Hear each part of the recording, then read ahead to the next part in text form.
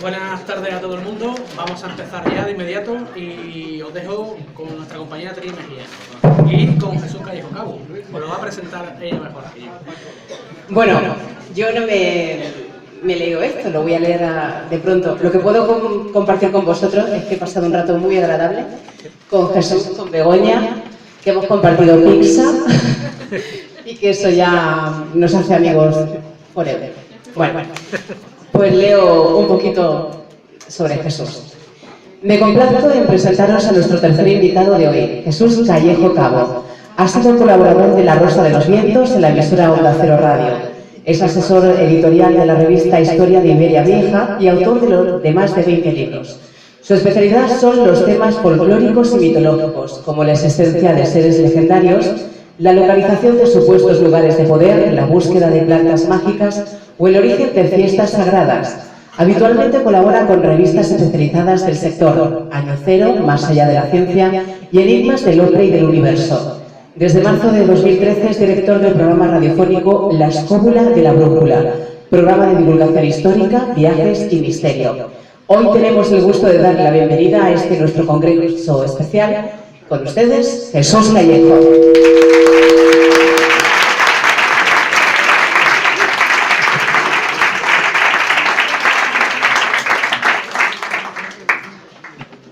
Bueno, vamos a ver si se oye, la verdad que... Hola, buenas tardes, ¿se oye? Un poquito mejor, vale, por lo menos que no haya reverberación. Mejor ahora, ¿no? Vale. Pues buenas tardes, bienvenidos. La verdad que es un placer estar de nuevo en Granada, ¿no? Una tierra a la que tengo tanta vinculación. Y, por supuesto, dar las gracias a José Luis Carretero, al equipo Raudive y a todos los que han hecho posible que este congreso pues esté ahora, ¿no? Vivito y coleando, y por supuesto que tenga muchas más ediciones, porque eso será una buena señal de que el misterio pues apasiona, ¿no? Y apasiona en esta ciudad tan mágica como es Granada. Bueno, la verdad que reconozco que esta es una hora un poco mala. En fin, las cosas del guión. El hecho de dar la charla después de la comida tiene sus pequeños inconvenientes. Espero que nadie se me duerma, espero que todo el mundo esté alerta, avizor, luego preguntaré para saber si alguien está al tanto, si se han enterado, ir tomando notas. Nada, lo que está en juego, aquel que acierte será un apartamento en Torrevieja, que creo que ahora están bastante de saldo, desde que nos lo regalan en el 1, 2, 3.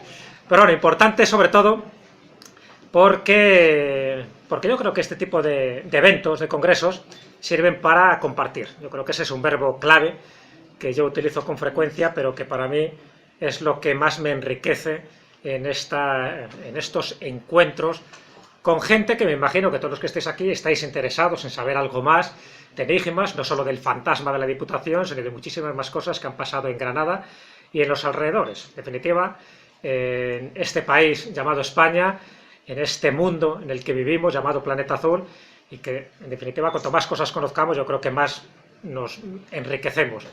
El saber no ocupa lugar, como dicen, pero yo creo que además nos da otra perspectiva de la historia, pero también de nuestro pasado. Bueno, como yo sabía que en este congreso se iba a hacer mucho hincapié pues en las casas encantadas, en las, bueno, pues sobre todo en las fantasmogénesis y sobre todo pues alrededor del caso de la Diputación, pues bueno, yo pensé, digo, vamos a hacer algo distinto, pero que esté dentro de esa, en consonancia con estas temáticas que a todos creo que nos apasionan.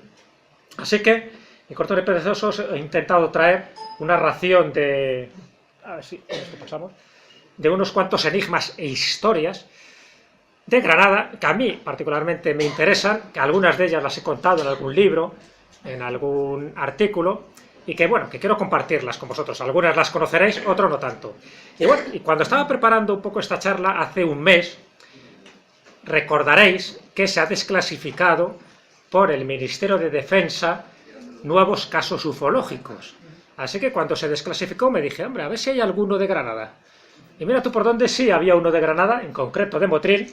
Este expediente que tenéis aquí, esta es la carátula. Ya sabéis que ahora la suerte que tenemos los que nos gustan estos temas y los que nos gusta investigar, no tenemos que ir al Ministerio del Aire como tuvimos que ir hace unos años. Sabéis que la desclasificación ufológica empieza desde 1991 Y bueno, y los que queríamos ver los papeles, incluso censurados, porque aparecían ahí con tachones, o sea, es curioso, te desclasifican y encima con censura. Dice, bueno, el colmo, ¿no? Pero así es, ¿no? Así, o por lo menos así era el Ejército del Aire en aquel momento, que lógicamente es celoso, ¿no?, de las cosas que pasan por su cielo aéreo, porque en el fondo, si no son prototipos aéreos, si no es aviación civil o comercial o militar, ¿qué es eso? Y me encuentro con este caso del año 1979 en Motril, poco conocido, ahora es más conocido porque en el programa de Iker Jiménez, hace muy poco, Fernando Cámara, ¿sabéis?, comandante y piloto, pues lo destapó y destacó de alguna manera, ¿no? Y es muy interesante, no voy a hablar del tema ufológico, pero bueno, me pareció interesante empezar esta charla porque qué casualidad, los que crean en la casualidad, que justo cuando ya estoy preparando un poco esta casuística de historias, enigmas granadinos, pues veo que se desclasifica este de Motril, que tiene una peculiaridad distinta a otros casos ufológicos que yo conozco. No sé si conocéis, pero por encima os lo cuento. Ahí tenéis el expediente, este es el expediente original, porque ahora podemos acceder a esa biblioteca virtual que tiene el Ministerio de Defensa para acercarte a este tipo de expedientes. Ya digo, no tienes que ir físicamente a Moncloa, donde estaba el Ejército del Aire, y que está, pero ahora tú puedes desde casa acudir a estos testimonios, leerlo, y ya, como veis, no están censurados, no aparecen tachones, ya aparece la cosa más clara. Bueno, básicamente lo que cuenta es que un piloto pues va desde Albacete, sale desde la base de Albacete hasta Motril porque se estaba detectando por el radar un objeto sospechoso, un ovni, propiamente dicho, un objeto volante no identificado, pero intermitente, con una serie de luces intermitentes y con un aspecto triangular, y que hacía cosas muy raras en el sentido de que no era un avión amigo, no era un avión que se pudiera considerar que formaba parte de la aviación civil o de la aviación militar, era otra cosa. Así que este piloto sale de la base de Albacete, llega a la zona que le habían dicho que se había visto, o por lo menos detectado por el radar, este ovni, y no encuentra nada, no ve nada. Dice, no, aquí no hay nada. Y justo cuando está dando la vuelta para volverse a su base, ¿qué ocurre? Sí que ve ya unas luces intermitentes, como que están jugando con él, y lo más interesante, por el canal UHF, el número 11, interna de su propio avión, escucha unas voces infantiles, unas voces como aniñadas, y lo que le dicen es, hola, hola, hola, hola, ¿cómo estás? El piloto dice, espera, esto no es el canal mío convencional con la base y con el controlador. Fijaros que este caso para el Ministerio de Defensa está considerado de alta fiabilidad, y está considerado de alta fiabilidad por el testigo, por el piloto, por el controlador aéreo, por todas las circunstancias. Es decir, no es un caso inventado, no es una fantasía, es algo que ocurre. Y lo que cuenta este piloto, cuando ya está dando la vuelta y ve estas luces intermitentes con forma triangular, es que le empiezan a saludar así. Hola, hola, ¿qué tal estás? Él se queda asombrado y dice, esto no hay ningún controlador que sea niño. ¿Por qué? Y encima, para colmo, cuando intenta interactuar, le dicen, ¿por qué no sigues? Le dicen al piloto, ¿por qué no sigues? Y él dice, no puede ser, esto lo estoy soñando. Voces infantiles que me dicen, hola, ¿qué tal estoy? ¿Por qué me sigues? Intenta ir hacia la fuente, donde supuestamente procedían estas voces, que era ese objeto lumínico, y eso, objeto, como suele ocurrir en este tipo de casos, desaparece, se desintegra, se alarga y ya no se vuelve a saber más de él. Y queda como un testimonio del año 79, de noviembre del 79, hay como un caso más ufológico, un expediente X dentro de ese Ministerio de Defensa que tantos tiene, porque sabes que se ha desclasificado 80 casos, ni más ni menos que 2000 páginas, este caso ocupa unas 147 páginas, de algo inexplicable, de algo que el Ministerio de Defensa no sabe, pero que en el fondo es una injerencia que en ese momento, en ese año, ocurrió en los cielos granadinos, de luces intermitentes, una forma más o menos triangular, y que además te comunican en un canal privado de UHF que tiene este avión, le comunican unas frases totalmente incoherentes y que parecía que era todo un juego. El hola, ¿cómo estás y por qué no sigues? Bueno, me parece interesante que sepáis que este tipo de casos ufológicos se siguen produciendo, que se siguen clasificando y que por suerte con el tiempo se desclasifican para que todos podamos tener acceso. Hay muchos de ellos, están desde el año 65 hasta los años 90 y tanto,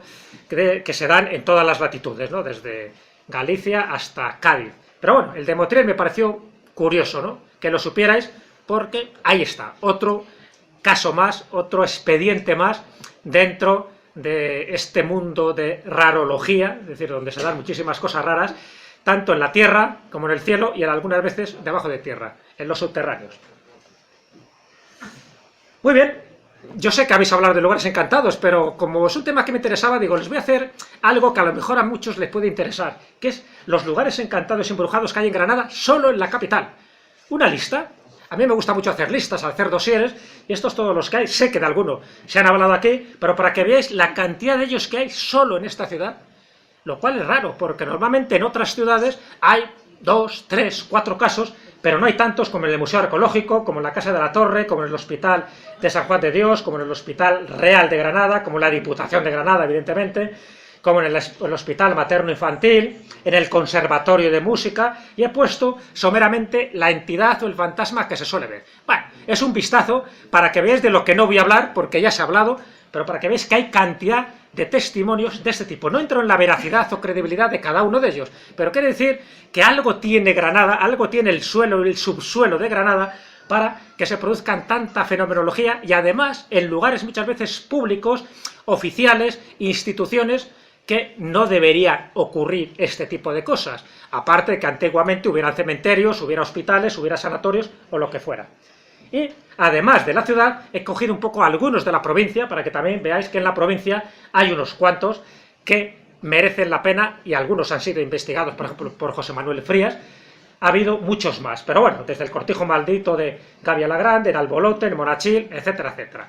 Interesante, solo lo he querido reflejar, solo ya con esto daríamos para una charla, 2 o 3, pero no es el caso, ni, ya digo, porque hay muchos que habrán hablado de esta casuística, pero es importante que sepamos que algo tiene Granada para que a nivel histórico, a nivel legendario, a nivel de misterio, siempre dé tanto que hablar y que se ponga además en solfa muchísimos de sus enigmas que tienen muchos que ver con sus leyendas.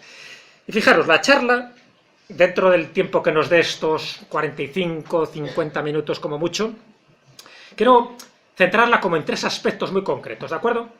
Uno serían los lugares, otro serían los personajes y otro serían los rituales.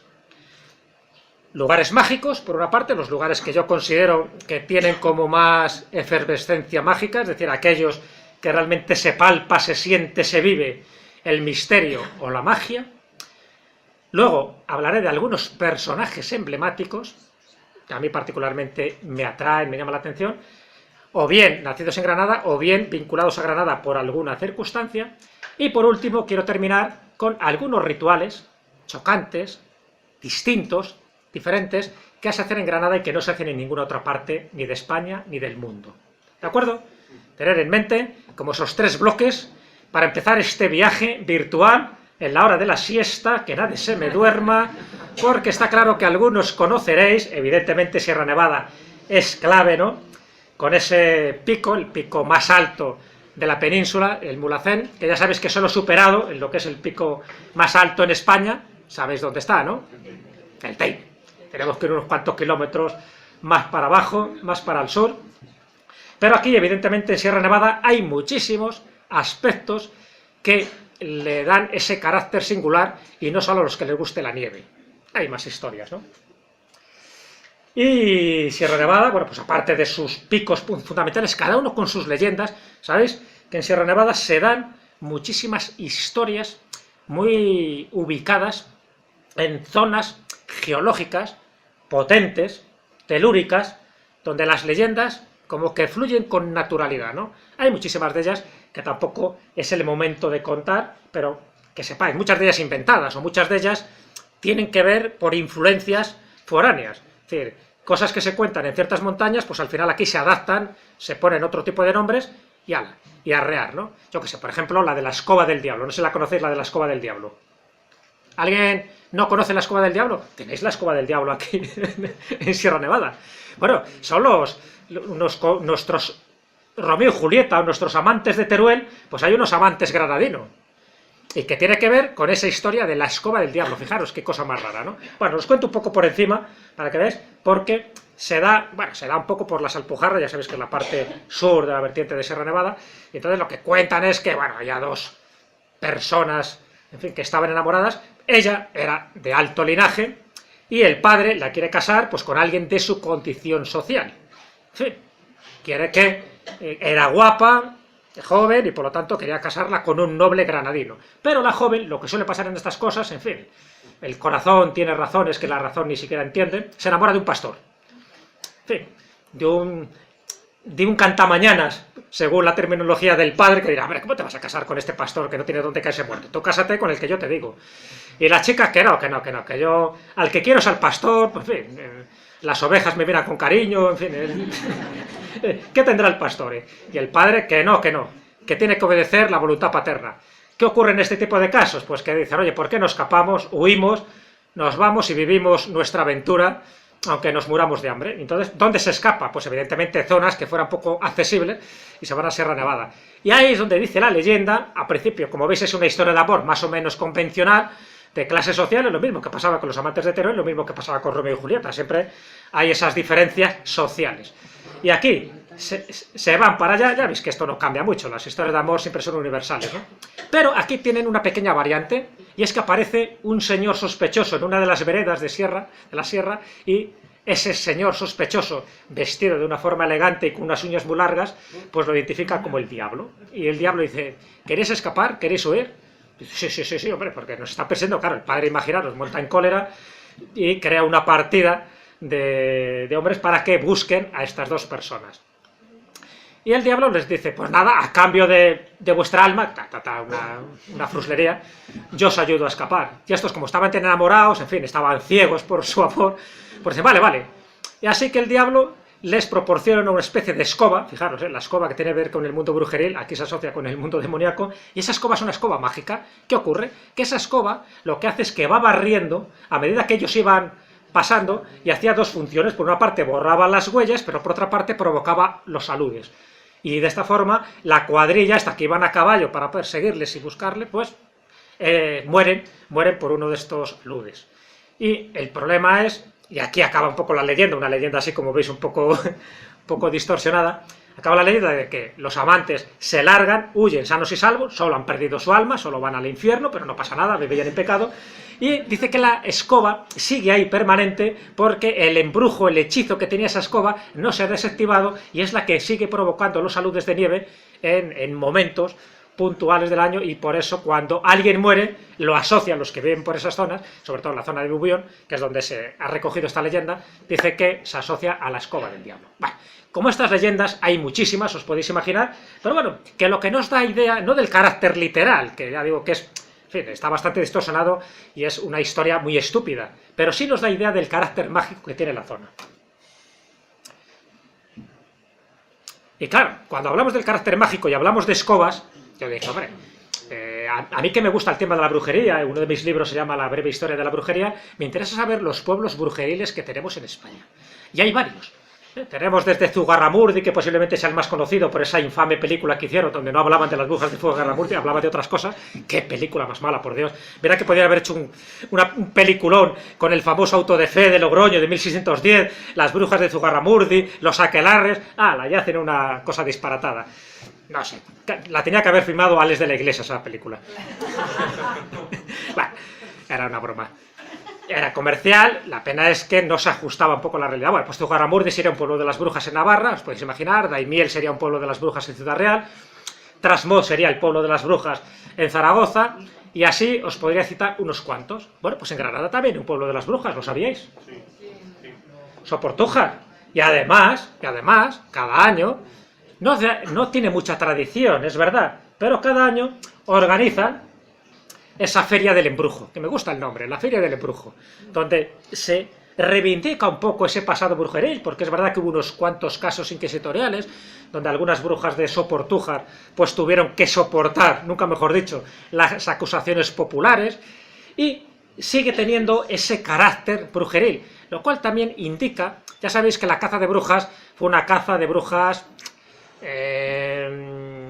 propiciada por estamentos religiosos y civiles, que no iba en contra tanto de la brujería, no iban tanto en contra de personas que hacían pactos con el diablo, sino más bien era una caza contra la mujer, y la mujer sabia, la mujer conocedora, la mujer que conocía los secretos de la naturaleza. Entonces, bueno, hay una historia ahí que podría también hablar largo y tendido, que tampoco es el momento, pero que sepáis que en aquellos lugares donde hubo más procesos, quiere decir que había más mujeres sabias, porque realmente a nivel etimológico la palabra bruja es la persona, la mujer sabia, la mujer que sabe. Mire, de witch, del anglosajón. ¿Y qué es lo que sabe? Evidentemente sabe la relación con la naturaleza, y por eso eran temidas, eran reverenciadas, porque muchas brujas se convertían en hechiceras, es decir, aquellas a las que la gente acudía o bien por consejo, o bien para hacer algún aliño determinado, algún filtro amoroso, cosas de este tipo. Y a partir de ahí, cuando la Iglesia metió al diablo por medio, decían que hacían pactos con el diablo, claro, pactos tácitos, porque allí en esa época nadie sabía escribir ni leer. Entonces, bueno, se inventó todo una especie de histeria colectiva muy curiosa, no solo se dio en España, sino en el resto de Europa, histeria colectiva que duró 3 siglos, ni más ni menos, 3 siglos, y fue una de las épocas más perniciosas, más oscuras. Y fijaros, estoy hablando de una época que no tiene nada que ver con la Edad Media. La caza de brujas surge después de la Edad Media. Tiene que ver ya con la Edad Moderna, tiene que ver con el Renacimiento, tiene que ver con el momento de plenitud cultural, donde por fin Europa estaba resurgiendo de una etapa un poco bochornosa, ¿no?, por la cantidad de cosas que ocurrieron a lo largo y ancho de esa Edad Media. Bueno, pues la caza de brujas surge precisamente a finales del siglo XV, surge cuando la Edad Media ya estaba dando los últimos coletazos.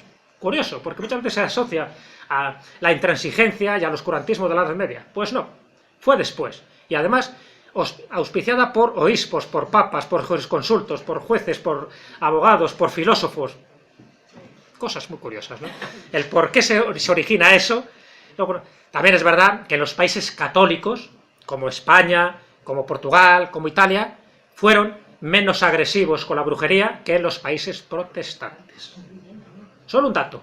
En España hay varias estadísticas, ¿no? La estadística más generosa, por decirlo así, dice que solo murieron 59 brujas por el delito de brujería. 59. El más pesimista, llegaron a morir 300 personas acusadas de brujería.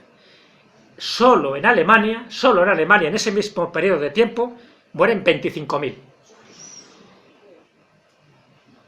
Ahí lo dejo.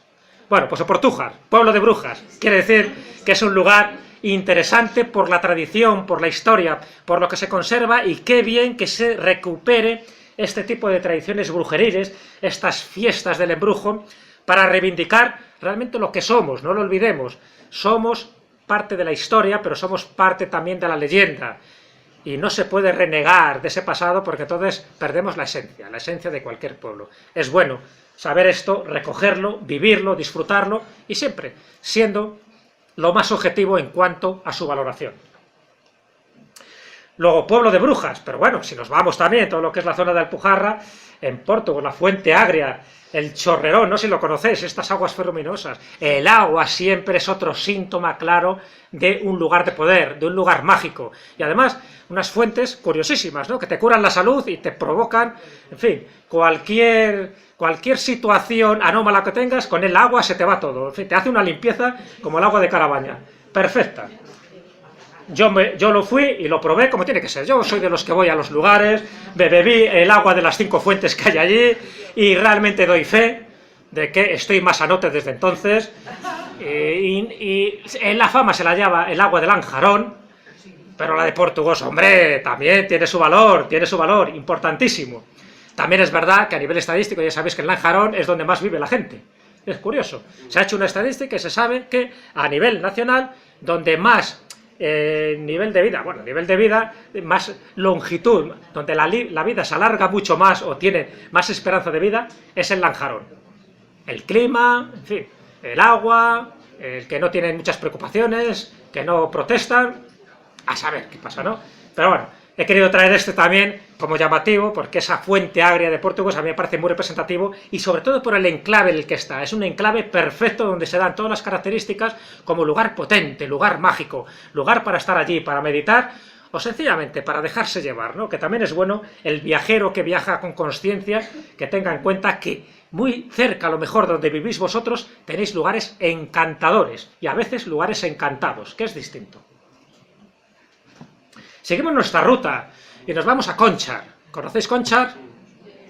Conchar hay muchas cosas interesantes.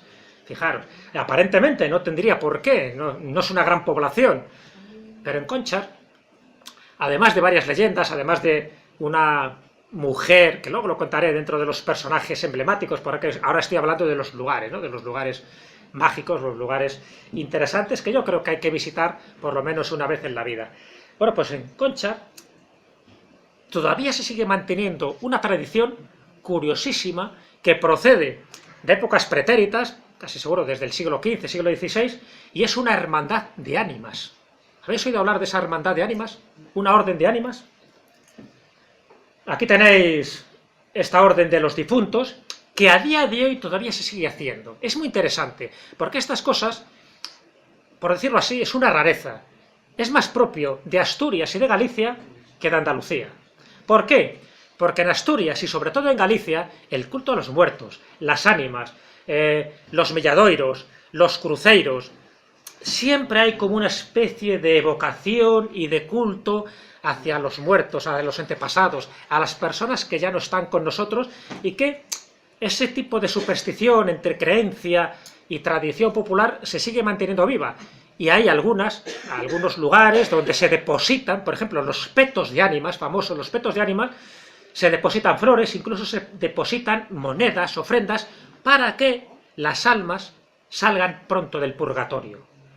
Pero esto es raro, que en Granada, que en Conchar aparezca una orden de los difuntos antiquísima que se sigue manteniendo todavía viva, donde se siguen haciendo misas, donde se siguen haciendo las luminarias, como así las llaman.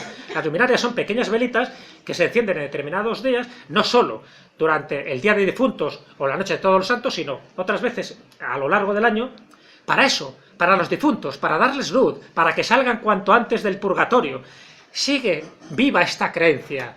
Qué interesante, porque en el fondo esto nos remonta, ya digo, a épocas pasadas donde había esa comunicación más directa un poco con la gente que se había ido, con el más allá, con el otro mundo, con el mundo de los difuntos. Y muchas de estas hermandades han ido desapareciendo con el tiempo porque, bueno, con el progreso, la civilización, la tecnología, se va dejando un poco de lado y se da más importancia a otro tipo de aspectos. Bueno, pues en Conchar todavía sigue existiendo esto. Sigue estando esa hermandad y además sigue estando su santo patrón, al que se le dedica muchas de esas misas, muchas de estas oraciones, de estas plegarias. ¿Sabéis quién es el santo patrón de esta hermandad, de esta orden de los difuntos? San Roque, que tiene un perro que dice que no tiene rabo. Es mentira, porque yo lo he visto con rabo. San Roque, uno de los más antiguos peregrinos del Camino de Santiago. San Roque, un santo iniciático, un santo que te enseña la rodilla. ¿Qué rodilla suele enseñar? La derecha y la izquierda, la he visto de las dos maneras. Se ve que el escultor cuando lo hace tiene días. Dice, pero no es lo mismo que enseñe la derecha que la izquierda. Uno es un signo de iniciación, enseñar la izquierda, además un signo casi masónico, posteriormente, con el tiempo. La derecha no tendría esa significación. Entonces ahí se ve claramente, cuando veis un San Roque, además de que era el santo protector contra la peste y contra otras epidemias, y además también para las ánimas, cuando veis un San Roque, fijaros qué rodilla tiene desnuda. Supuestamente el perro le está lamiendo las llagas de la rodilla, en fin, toda la historia que tiene San Roque. Si es la izquierda y se ha hecho como se tiene que hacer, es un signo, ya digo, de iniciación, como iniciado que era, como peregrino de ese primitivo Camino de Santiago. Si es la derecha, en principio no tendría mayor significación. Pero es importante fijaros siempre en los detalles, en la iconografía, en los símbolos religiosos. Pero es que en Conchar también hay una cosa, vamos a llamarlo también rareza arqueológica. Estos son unas rodadas en la piedra. Yo he estado en Malta hace un mes escasamente, y allí hay uno de los enigmas históricos, bueno, más que histórico, prehistórico, de esas rodadas en la roca, en el suelo, que no sabe muy bien quién las hizo, ni para qué, ni cómo, y que muchas veces se pierden en el mar. Bueno, pues esto es lo más parecido que yo he visto Malta. La tenéis aquí, muy cerca, en Conchar, en Granada. ¿Sabéis cómo llaman a estas rodadas, a estos señales en el suelo, en esta piedra caliza, paralelas, que no son exactamente paralelas tampoco? Bueno, pues aquí entra lo que es un hecho arqueológico, posiblemente de la época romana o prerromana, con la leyenda. Y la leyenda dice que estas son las huellas que dejó el carro del apóstol Santiago. Toma ya, como teníamos a San Roque que hizo el Camino de Santiago, digo, bueno, vamos a traer aquí a Santiago. ¿Veis las reminiscencias que hay un poco con Galicia, con el peregrinaje, con la ruta jacobea, y con esto que como no se podía explicar a qué se debían estas huellas claramente visibles y que en principio obedecen a carromatos, ruedas, que a base de pasar y pasar por ahí, pues al final horadan el terreno y generan este tipo de huellas? Claro, pero es decir que son huellas de carro romano no tiene gracia, pero si dices que son huellas del apóstol Santiago y las remites a esa época, pues dices, hombre, ya tienen su sacralidad. Evidentemente, estamos hablando de algo, tiene 300 metros de longitud, en algunos sitios tapadas, en otros sitios deterioradas, pero 300 metros que se han conservado. No se sabe muy bien para qué, pero está claro que debía ser una antigua calzada, yo creo que prerromana, y que a base de circular y circular por ahí carromatos con sus huellas, pues generaron esta rodada que en algunos casos tiene casi hasta medio metro de profundidad. Concha, curioso. Una beata con fenómenos místicos, una orden de difuntos, unas rodadas del apóstol Santiago. Fijaros la cantidad de cosas que tiene este lugar. Y a muchos aseguro que no lo sabíais. Si es que la hora de la siesta tiene sus recompensas también, ¿no? El estar aquí también gratifica no solo la digestión, sino también nuestra mente. Que es la idea, o por lo menos es lo que intento. Estimularos la curiosidad, no para que veáis esto aquí en la pantalla, sino para que luego vayáis físicamente y lo comprobéis. Comprobar si es verdad lo que ha dicho Jesús Callejo. ¿Habéis oído hablar del milagro de la tizna? ¿No? ¿No habéis oído hablar de eso? Seguimos un poco en todo lo que es la Sierra Nevada, en distintos pueblos, y aquí hay una, bueno, la tizna es el nombre que se da a la Virgen, a la patrona de allí, por un milagro, vamos a llamarle, un supuesto milagro, que ocurrió en el año 1653. ¿Qué pudo ocurrir en este sitio para que sea tan llamativo? Y para que la llamen la tizna. ¿A nadie le suena este milagro? Esto es para que veas, esta es una prueba. Esto es un manuscrito que escribe Francisco de Moyá, es decir, el escribano del lugar, para dar fe de algo que ocurrió. Y de algo que ocurrió y que dejó huella, que impactó a la gente, que les dejó sobrecogidos porque ni más ni menos que 3 niños que supuestamente mueren, luego resucitan. Entonces, como eso había que contarlo, Francisco Moyá, en el año 1653, escribe esta crónica, escribe este relato de algo supuestamente increíble. A ver, fijaros, os voy a poner un poco en antecedentes porque me parece muy llamativo, ¿no? Lo que ocurre en esta localidad, en Jerez del Marquesado, no sé si os lo había comentado, es que en un día de tormenta se produce, bueno, aparentemente algo que suele ser normal, y es que caiga un rayo. Pero este rayo era un rayo especial, no era el clásico rayo que destroza un par de tejas, sino que este rayo, que estaban en la iglesia, refugiados allí, muchas veces atemorizados, fijaros en el siglo XVII, todo este tipo de fenómenos atmosféricos, en fin, llamaba mucho la atención. Y ese rayo entra por la torre, no había por entonces pararrayos como tal, con lo cual destruye gran parte de la torre, entra también por uno de los ventanales, destruye unas cuantas imágenes religiosas, entre ellas una imagen de la Virgen con el niño, la destroza, la pulveriza, bancos de madera, cantidad de cosas, ¿no? Bueno, todo el mundo atemorizado, porque no es un rayo que caiga y se quede un poco en ese instante, ¿no?, de estupor, sino que una especie como de lo que llaman rayo en bola, es decir, que continuó, que fue como siguiendo una ruta, una senda pavorosa, ¿no?, pavorosa. Y aparte de destruir distintos enseres en distintos habitáculos de la propia iglesia, había 3 niños, uno de ellos, con la mala fortuna, con la mala idea, no sé qué le aconsejaría, de que tocara las campanas. Ya sabéis que en aquella época existía la creencia supersticiosa de que si tú tocabas la campana, alejabas a los espíritus demoníacos que venían con la tormenta y ahuyentabas de esta manera a este tipo de entidades.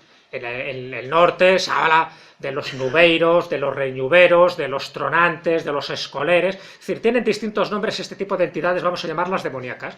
Y bueno, es una creencia que existió en España durante mucho tiempo, hasta que hubo una sentencia del Tribunal Supremo de 1907 que suprimió que se tocara la campana en épocas de tormenta, porque ya más de un campanero, más de un sacristán había muerto pulverizado, vamos.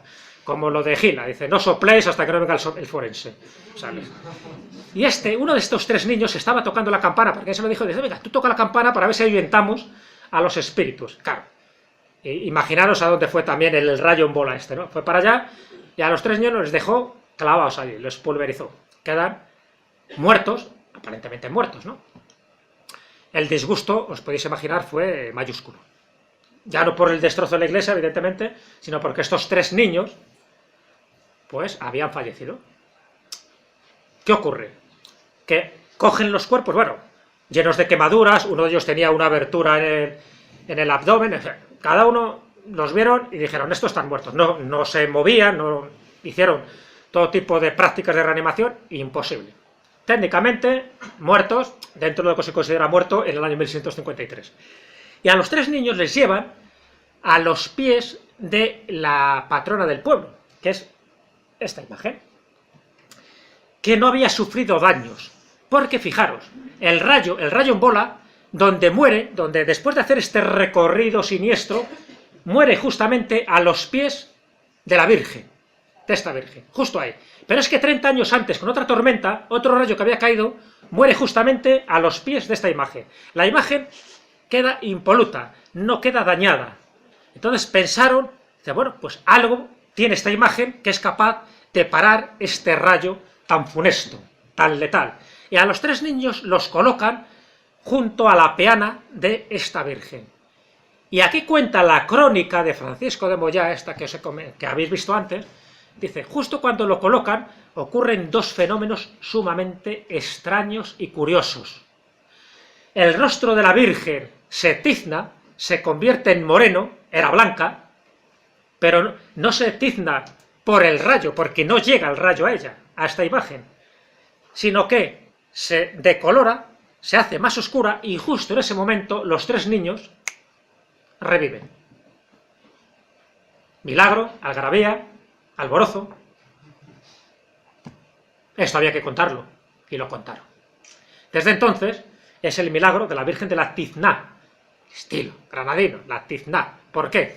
Porque se tizna, se oscurece justo en el momento que se produce la resurrección de estos 3 niños. No me digáis si no es para contarlo, si no es algo que conmocionó al pueblo, y evidentemente cada onomástica se sigue celebrando a su manera este milagro, este suceso que ocurrió en esta localidad. Curioso, es bueno saberlo porque no hay 2 casos iguales. Este es único, genuino, por todos los detalles que os he contado. Bueno, y evidentemente si vamos a lugares, está claro, la Alhambra, ¿no? Es otro de esos sitios donde se podría hablar multitud de cosas y que no es el caso, ¿no? No quiero tampoco extenderme en la cantidad de elementos, de duendes, de fantasmas, de espíritus, de leyendas, de tradiciones que hay alrededor de la Alhambra de Granada. Alrededor incluso de muchas supersticiones como la de la Torre de la Vela, esa superstición que aquellas mujeres casaderas que quieran tener novio tienen que tocar la campana de la Torre de la Vela el 2 de enero, la onomástica también de la toma de Granada por los Reyes Católicos, para conseguir novio a lo largo del año. ¿Conocéis la superstición? Muy relacionada, por otra parte, con el Sacromonte, con la piedra negra, la piedra blanca del Sacromonte, que tampoco os voy a contar, porque, bueno, el tiempo corre y quiero contaros cosas que creo que a lo mejor son menos conocidas o que os puedan picar más la curiosidad. Pero bueno, evidentemente, la Alhambra para mí es clave, ¿no? La cantidad de cosas que han ocurrido, que están ocurriendo y que ocurrirán, porque sigue siendo un lugar activo, sigue siendo un lugar vivo, lleno de multitud de cosas y que siguen todavía encontrándose cosas, ¿eh? No penséis que ya está todo estudiado de la Alhambra, ¿qué va? Hace poco se encontró, cuando limpiaron la Fuente de los Leones, se encontró una inscripción, ni más ni menos que de Charles Fort, vamos, ¿cómo era? El escritor aquel que hizo la Biblia, no sé si os recordáis que hizo una Biblia en España y que fue recorriendo distintos puntos de España, llegó a Granada y hizo un grafiti en aquella época, ¿no?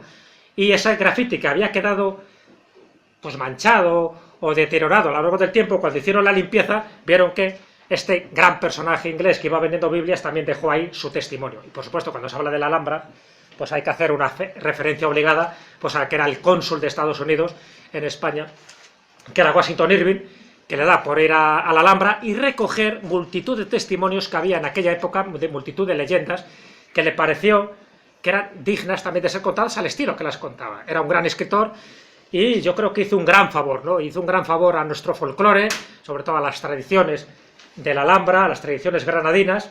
Él tuvo también sus escarceos y sus devaneos amorosos, y muchas de ellas se han convertido en clásicas, ¿no? Hasta el punto, bueno, incluso hay una placa donde se queda constancia, ¿no?, de que en esas habitaciones él escribió por lo menos parte de los cuentos de la Alhambra en el año 1829.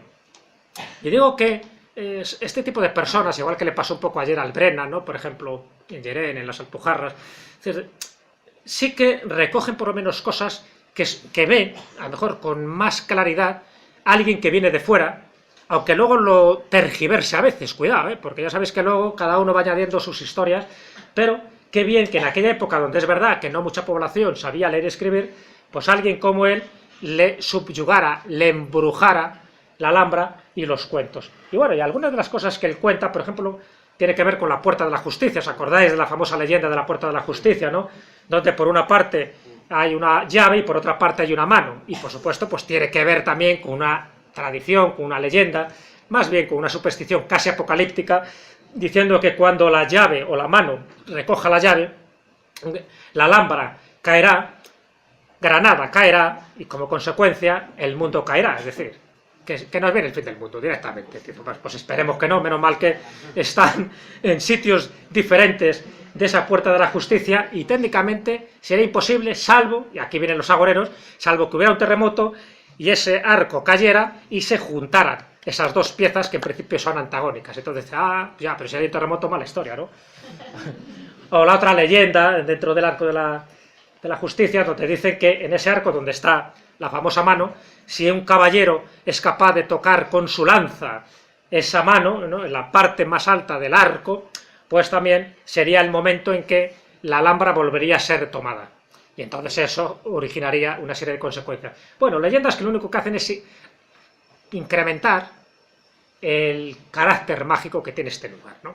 Y son leyendas totalmente inventadas, algunas recogidas por Washington Irving, otras recogidas por otro tipo de autores, pero que todas un poco vienen un poco a recoger, ya digo, ese testimonio inmemorial, porque se recoge por escrito relativamente hace poco, pero la tradición oral ha sido muy viva, muy intensa a lo largo de distintas generaciones.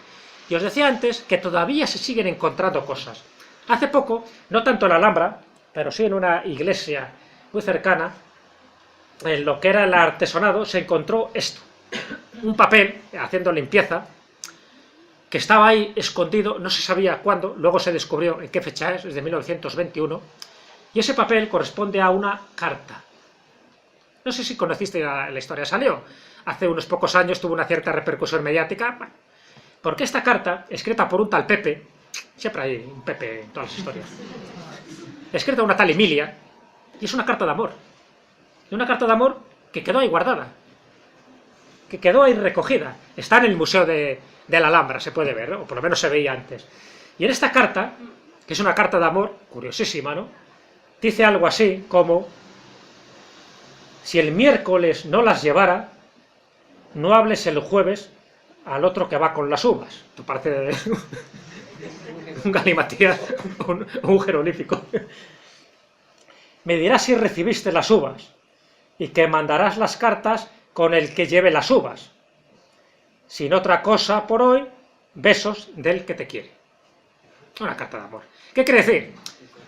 Que le iba a mandar un racimo de uvas y que ella, a cambio de las uvas, como regalo y tal, debe ser que las uvas estaban muy bien de precio en aquella época, en 1921, casi tiene un siglo, esta carta, pues quiere que con el emisario que le manda la carta, se ve que era una especie de amor un poco difícil, casi imposible, pues debería entregar la respuesta de su damisela, ¿no? Nunca hemos sabido quién era esa tal Emilia, nunca hemos sabido quién era tal Pepe, pero bueno, muy llamativo este tipo de anécdotas que a mí me gustan, ¿no? Porque en el fondo es la intrahistoria, son este tipo de cosas que a mí particularmente me gusta. No tenemos que remontarnos siempre a 3, 4, 5 siglos, sino que están ocurriendo cosas no hace demasiado tiempo, que se mantienen ahí como una especie de cámara del tiempo, que de vez en cuando se rescatan y que dices, bueno, pues ahí tenemos otros amantes, ¿no? Teníamos el de la escoba del diablo y aquí tenemos la de las uvas, que le debieron dar las uvas esperando la respuesta, porque se ahí quedó la carta ya, imaginaros. Y pasamos al apartado de personajes, ¿no? Lugares, más o menos unos cuantos que os he contado, habría muchos más, pero no, ya digo, no hay tiempo para contar tantos, pero dentro de los personajes, hombre, quiero referirme muy someramente a unos cuantos que a mí me llaman mucho la atención. ¿Reconocéis este lugar? Está claro, ¿no? La iglesia de los capuchinos, donde para mí hay uno de esos personajes queridos, yo sé que querido por casi todos los que estéis aquí, querido por Granada y querido por tanta y tanta gente, porque a mí me gustan esas personas que hicieron alarde de su humildad, de su sencillez, de su bondad. Y claro, Fray Leopoldo de Apandeire, a pesar de que nace en Alpandeire, en Málaga, su vinculación con Granada pues es más que evidente, ¿no? Creo que fue desde el año 1907 hasta 1956 que él muere, ¿no? Creo que un 9 de febrero. 9 de febrero que se convierte ya en una fecha emblemática. Todos los 9 de cada mes pues hay muchísima peregrinación a este lugar para visitar la cripta y el museo. Pero claro, que alguien como él, que era un limosnero, que iba ahí con su zurrón, pidiendo limosna, dando cosas a la gente, curando con unas Ave Marías, con unos Padre Nuestros, imponiendo las manos, que alguien haya tenido este fervor popular, a mí me encanta, ¿no? Que sean así, porque es como esa bondad, como esas personas que no presumían de nada, que no iba de santo, que no iba de docto, que no iba de nada, sencillamente iba de ser humano, que su misión era ayudar a los demás. Y que con el tiempo, pues ha sido reconocido hasta el punto, pues que su lugar, yo he hablado con gente que le llegó a conocer cuando estuve visitando la iglesia y la cripta de los capuchinos. Ahí tenéis una de las sandalias que gastó unas cuantas, siempre iba casi con la misma ropa, hasta que no se caía a jirones, él no cambiaba de vestimenta. Y bueno, pues qué bien que se recuerden este tipo de cosas que para mí, ya digo, me parecen sumamente interesantes, ¿no? Sumamente interesantes porque son personajes emblemáticos que, aunque no es granadino de origen, pero sí que en Granada es donde, claro, fíjate, pues prácticamente 50 años estuve ejerciendo la bondad, ni más ni menos, la bondad. Y que ahí está, ¿no? Un poco reconocido, no solo por la iglesia, que para mí es más importante, por el pueblo. El pueblo es el que, de alguna forma, te da ese carácter, ese marchamo de santidad. Y luego, evidentemente, si nos vamos a otro tipo de personajes, también me parecía interesante destacar este, ¿no? Manuel Rodríguez Torres. ¿Sabéis quién era Manuel Rodríguez Torres? Este era un médico, era un filántropo, era una buena persona también. Lo interesante no es el panteón, que lo es, ¿no? Porque no deja de ser algo interesante que en este cementerio de San José, en Granada, pues se rinda honores a alguien que hizo el bien dentro de su profesión, hizo todo el bien que pudo, incluso muchas veces sin cobrar nada. Lo interesante es que esta estatua que está ahí, que es el que llaman este Cristo, el señor del cementerio, por razones curiosas, ha empezado a ser milagroso. Y es el Cristo que está en el panteón de Manuel Rodríguez Torres, de esta mujer, de este hombre tan emblemático por lo que hacía y cómo lo hacía. Y, ya digo, se dieron varios casos que hizo que el rumor fuera persistente y que la gente fuera a tocar el Cristo, a dejar allí su testimonio, a pedir sus deseos, y luego, dicen, que se iban cumpliendo, hasta el punto de que, claro, se tocaba, se sobaba, en fin, que corría peligro este señor del cementerio, porque dice que es un poco el protector también de ese cementerio de San José, y lo han protegido con esa mampara, con esa urna de cristal, para que no sufra deterioros, porque hubo un momento en que tuvo sus pequeños problemillas, ¿no? Entonces, bueno, interesante también. Alguien, no por casualidad, ya sabéis que yo no creo en la casualidad, el por qué ese Cristo que está colocado justo en ese panteón es el que tiene esos poderes taumatúrgicos, esos poderes de sanación, o por lo menos es un Cristo que es venerado y reverenciado en un lugar que desde mi punto de vista ya emana una energía positiva por el carácter, por la vida que tuvo este gran médico y este gran filántropo. Bueno, personaje emblemático, seguimos. ¿Conocéis a este hombre? cabezón de gavia. Fijaros que esto que se podría ser un peyorativo, ¿no?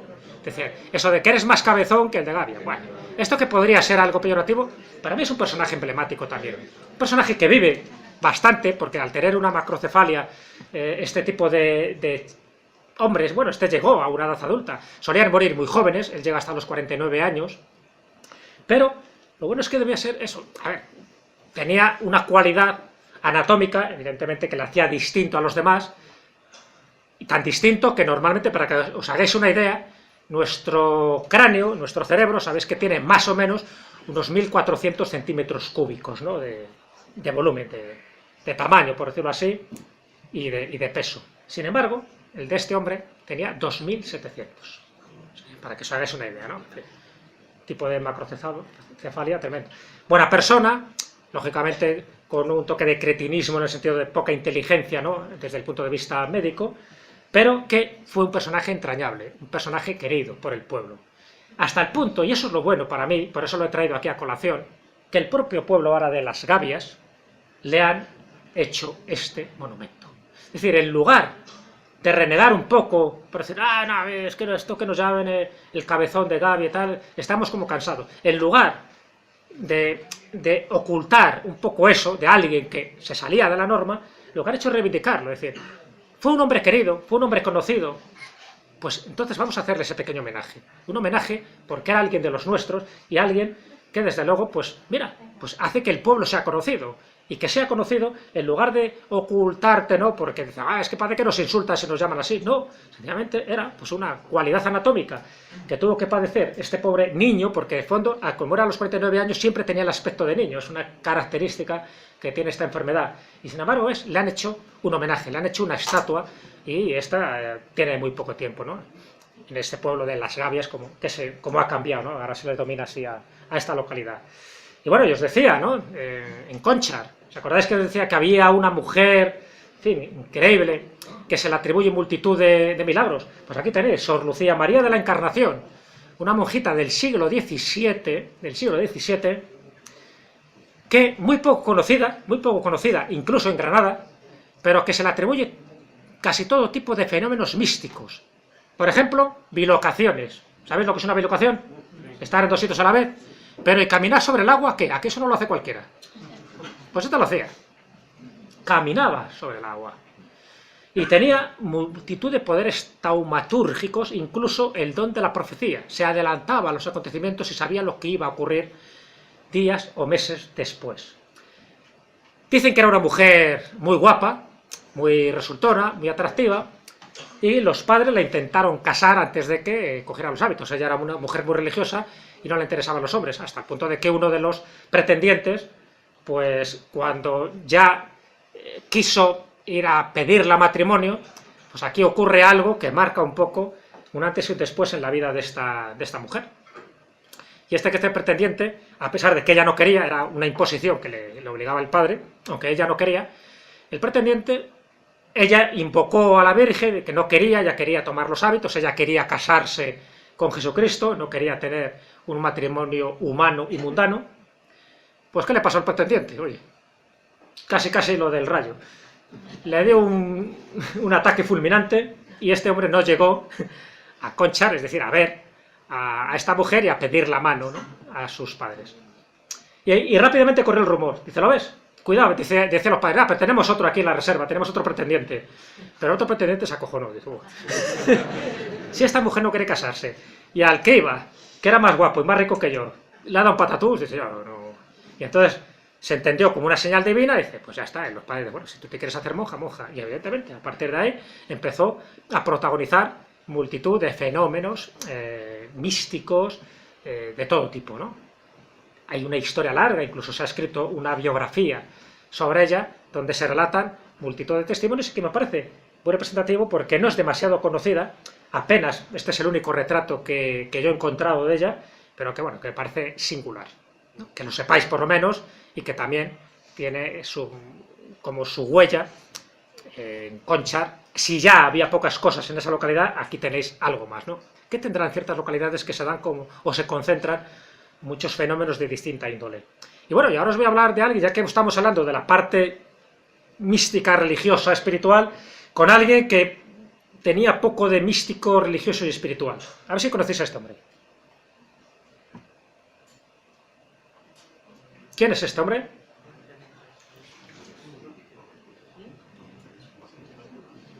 Esto es para nota, ¿eh? Todavía no es para el apartamento Torrevieja, pero sí para un balneario, un hotel con spa. Este estuvo en Granada, evidentemente no es granadino. Este es Aleister Crowley. Seguro que ahora... ahora sí. Ahora sí, Aleister Crowley. ¿Sabéis que estuvo en Granada, Aleister Crowley? Aleister Crowley, Alex Perdurato, o La Gran Bestia, o el 666, o cantidad de títulos que tenía el hombre, a cual más, más rimbombante. Aleister Crowley, el que renueva un poco la magia en Occidente, la persona temida por muchísima gente y que hizo prácticamente de todo. Este sí que no tenía ningún tipo de escrúpulo a la hora de hacer cualquier ritual. De hecho, fijaros, cómo sería que cuando crea la abadía de Telema en Sicilia, qué burradas haría, qué orgías sexuales, que hasta Mussolini le echó. Hasta Mussolini le parecía exagerado. Lárgate de aquí, que no te queremos ver por Italia. Y se largó. Y estuvo en varios lugares. Él tenía, bueno, él estuvo en Egipto, tuvo una revelación ahí, con el famoso libro de la ley, donde hizo una famosa frase, ¿no?, que se repite, y lo repiten mucho los satanistas, o por lo menos la gente que le sigue a Aleister Crowley, que es haz lo que quieras. Esa es la ley de Telema, o como un poco su principio vital. Haz lo que quieras. Con lo cual hizo lo que quería, todo lo que le dio la gana, ¿no? Esto era diferente de lo que decía San Agustín, siglos antes. Él decía algo parecido. San Agustín decía eso, pero añadía una palabra. San Agustín decía, ama y haz lo que quieras. Cambia mucho el matiz. Y añadía San Agustín, porque si reprendes, reprenderás con amor. Porque si viajas, viajarás con amor. Porque si comes, comerás con amor. Es decir, todo lo que hagas con amor, todo está bien, porque de alguna forma está dentro del orden. Pero a Aleister Crowley le quita la palabra amor. Dice, haz lo que quieras. Y a ver qué pasa. Bueno, así pasó, ¿no? Le acusaron de todo lo que puedes imaginar. Bueno, pues él hace un viaje a España. Él entra por los Pirineos, va recorriendo todo lo que es el norte, por Bayona, va bajando, está unos días en Madrid, por ejemplo, visita el Museo del Prado, y le llama la atención un cuadro. ¿Qué cuadro le llama la atención a Aleister Crowley? De todos los que había en el Museo del Prado. El Bosco debería ser, el Bosco. Las Meninas. Le embelesa. Se queda rendido ante Velázquez. Dice, ¿qué cuadro? El mejor para él de todos. Tenía algo. Para él vio algo en ese cuadro que le llama la atención. Bueno, él sigue bajando, y evidentemente está en Granada, está en otras localidades andaluzas, y luego ya se va hasta Marruecos, porque él venía con sus amigos, bueno, un amigo más bien íntimo, Víctor Riubur, que al final cayó enfermo en el viaje, se puso enfermo, él no, estaba como un roble y él estaba disfrutando de la vida, ¿no? Hacía todo. Él era su amigo, un poco una relación especial que tuvo con Víctor Riubur, pero en Granada, por ejemplo, hace dos paradas, una bajando y otra a la vuelta de Marruecos. Y aquí ya se queda unos cuantos meses. Y él incluso se enamora de una gitana, y lo cuenta también, y le dedica un poema, uno de los poemas que tiene Aleister Crowley, se lo dedica a la gitana esta. Y lo que llama la atención es que él se queda enamorado de Granada. De todas las ciudades que él que ve y que conoce, el que le llama la atención es Granada. Donde se queda más tiempo es en Granada. Donde hace rituales es en Granada. Donde quiere conocer bíblicamente a las mujeres y a los hombres es en Granada. Y algunas lo conoce. Y hace una lista de los 7 lugares mágicos de Granada. Una especie de heptagrama. Y el lugar principal, o sea, el centro de ese heptagrama, es decir, imaginaros que hay un hexagrama justo el que está en el medio, serán las Alpujarras. Algo vio las Alpujarras que le llama la atención y que ahora no es el momento de contar. Bueno, y dentro de los rituales, ya termino, estos 5 minutos, evidentemente el Temoclín, ese 5 de octubre, ese paño que cura multitud de enfermedades, entre ellos, por supuesto, lo que es el paño, lo que eran las cataratas, de ahí viene un poco el nombre de este paño, un lienzo que supuestamente viene de la época de los Reyes Católicos, cantidad de cosas que se producen, incluso el final de Yerma de García Lorca, ya sabéis que tiene mucho que ver esta procesión, que también este cuadro servía para los casos de infertilidad, por ejemplo, etcétera, etcétera, etcétera. Un ritual, para mí curioso, porque no estamos hablando de una imagen, sino de un cuadro, de un lienzo. La ermita sepulcro de Santo Torcuato, en la zona de Guadix, también interesantísima, por lo que significa Santo Torcuato. Ahí estuvo enterrado, estuvo su sepulcro, ahora se ven algunas cosas en la catedral de Guadix.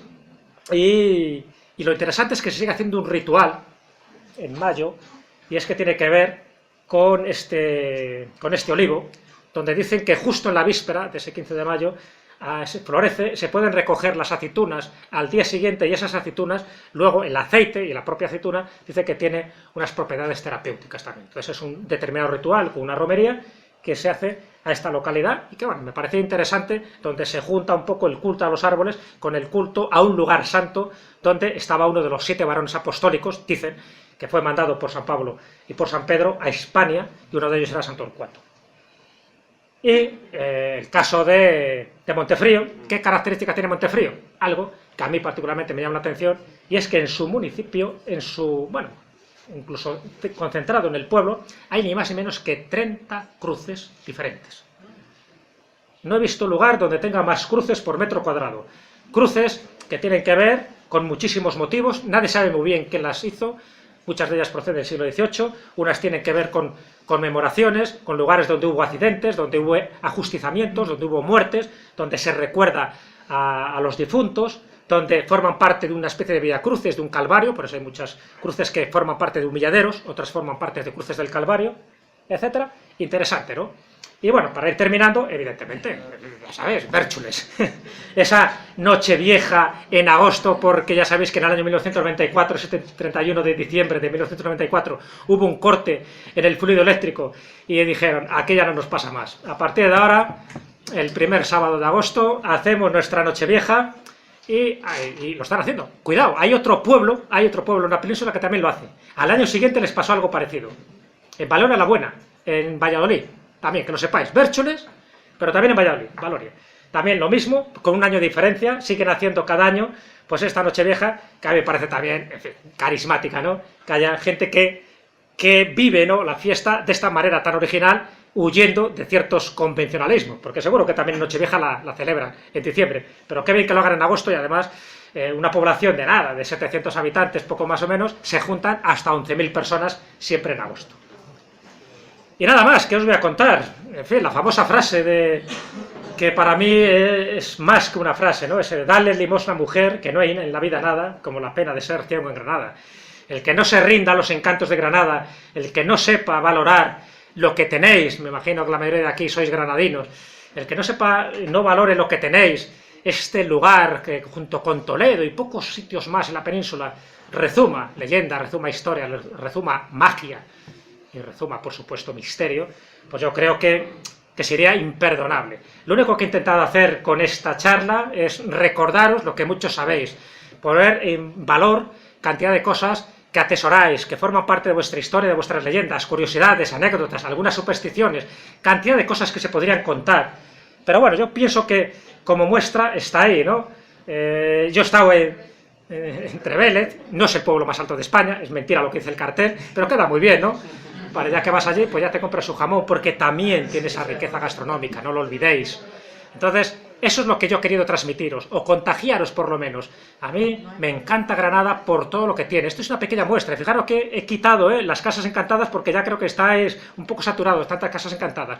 Pero fuera de ahí, y fuera del tópico y de lo que ya sabéis, fijaros las cosas que os he mostrado. Muchas seguro que ya las sabíais, otras a lo mejor no tanto, otras habéis anotado. No tengo tiempo para preguntaros uno a uno para saber si os habéis enterado de dónde era la Tizná o qué había pasado con la Gavia, pero da igual. Algo se quedará en vuestra memoria, algo sobre todo espero que recordéis que ha pasado aquí en esta tarde, en un momento clave, en la hora de la siesta, después de la comida. Alguien llamado Jesús Callejo ha intentado rendir honor y tributo a una ciudad, a una provincia, que si está donde está y se habla de lo que se habla, es porque tiene su duende. Y cuidado, yo os podría hablar de muchos duendes que existen en este sitio. Pero ya habló Fray Antonio de Alarcón en su momento. Ya hablaré en otro día. Yo creo que lo que ha quedado aquí es más que suficiente para reconocer que hay que estar muy ciego para no reconocer y para no valorar lo que tenéis aquí, Granada, una ciudad de embrujo, una ciudad encantadora y encantada. Muchas gracias.